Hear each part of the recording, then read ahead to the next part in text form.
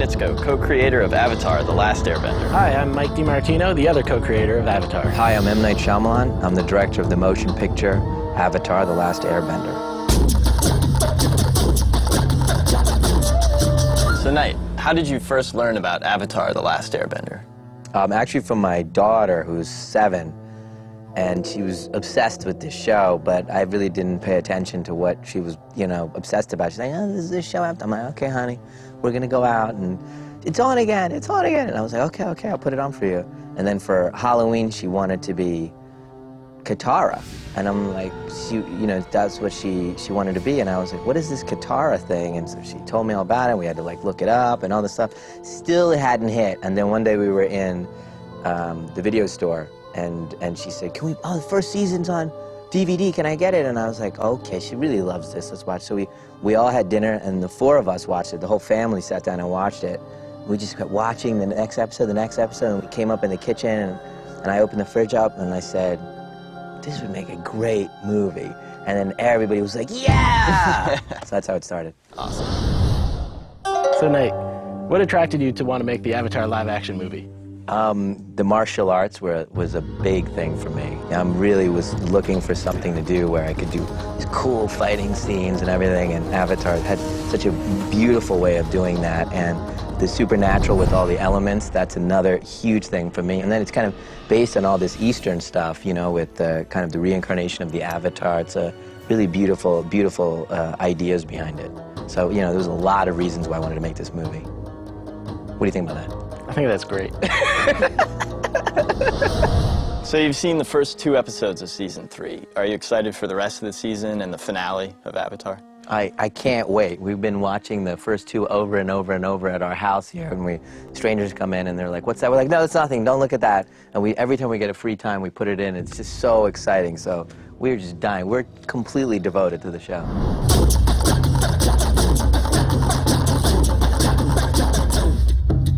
So how do you guys feel about a movie being made about your show? We're really excited. Brian and I have been working on this story and this series for about 5 years now, so to see it kind of go into this new realm of live action and the level of detail, and to have you involved is very exciting. We always strive for a really cinematic look on the show.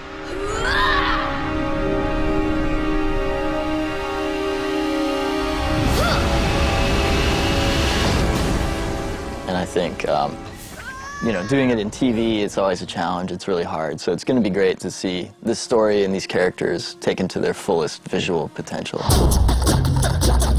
Are you a fan of any Japanese anime TV shows or movies? Actually, I'm a big fan of Miyazaki movies, which I know you guys are really influenced by. In our family, we really love those movies. In fact, he's like one of my favorite film directors. He's amazing. So what are some of the challenges visually for translating Avatar from an animated TV show into a big, huge live-action movie?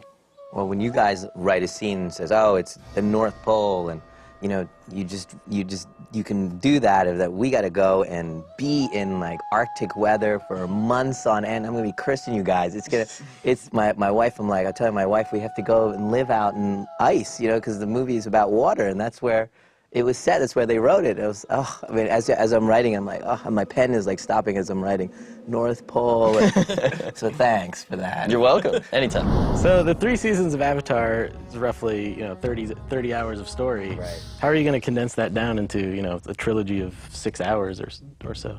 Yeah, it's been really hard for me because I really love what you guys did, and I'm finding it really hard to let go of anything. And at first when I put the outline together, I showed it to you guys, and it basically had every single thing you guys wrote. It was a 7-hour movie, and you guys were very sweet and said, you're gonna have to take out some stuff. And I was like, no, not that, not that. But I think I've gotten to the place where I really know how to bring in the characters, and what characters we can save for the other movies, and what moments we could save for the other movies. So it's really starting to take shape into a 2-hour movie for me. And I think that'll happen for each of the 3 movies.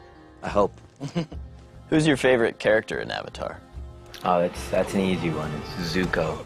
Zuko is the most interesting character, that relates to me, and just kind of that whole, he's a good guy. Is he a good guy? Is he gonna make the right choice? Is he gonna go over to the dark side? Is he gonna, is he gonna be, what we hope he can become, a hero, or is he just gonna be the enemy, the enemy at the end of the day that has to be put down? That's really just a very exciting storyline, and I just think he's the coolest guy. He's my favorite too. Cool.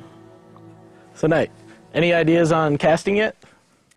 Actually, the weird thing when I think about, who I'm going to cast in the movie is, they're probably going to be mostly unknown kids and teenagers, and right now they're in school somewhere.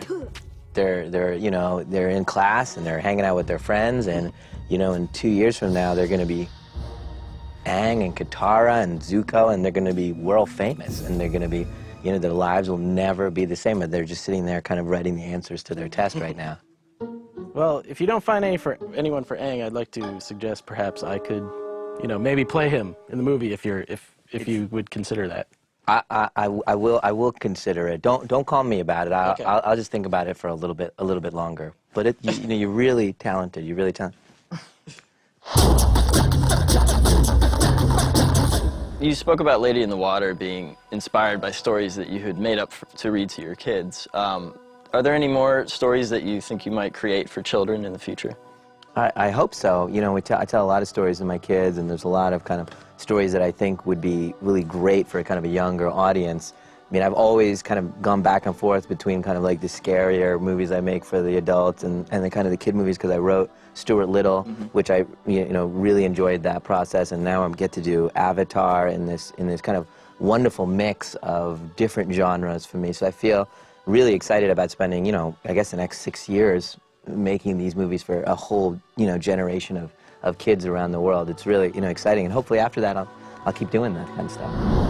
So, the really cool thing for me is that normally I, close my door and I'm alone, and I, write my movies, and it's just the most lonely, depressing process that anyone could go through. And on this movie, I got you guys to be depressed with me. So this is such an exciting thing for me. And even, we've just started, but I've gotten to, hang out with you guys and talk with you guys about the movie, and how about this and how about that, and oh, can you bring in the bounty hunter? All these questions I have for you guys, and the emails we send back and forth, and it's just been super, super exciting for me to kind of think of making a movie where there's 3 of us kind of working together, figuring out how to tell this story. Is this going to be something new or interesting for you now that you're going to be moving from like making a show on TV and kind of thinking and helping me make a story for the movie theaters? Yeah, it's really exciting for Mike and I. We've been doing animation for several years now, but we're really interested in live action, huge fans, and I think we admire your craft so much, and there's going to be so much to learn just by collaborating with you and coming on the set and just everything. So we're so excited. Yeah, it's been a great experience, as you said, so far, just in the few months that we've started working on the outline. So. Oh, it'd be cool. I can't wait to have you guys on the set, and Really looking forward to it. Definitely. I might even let you say action one time. I appreciate that. That'd be great. Can I say cut? Yes, Cut. action and then cut. Hold on. Just once, though.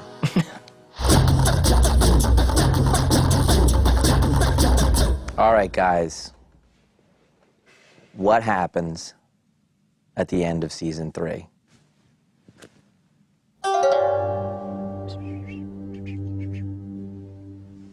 Serious?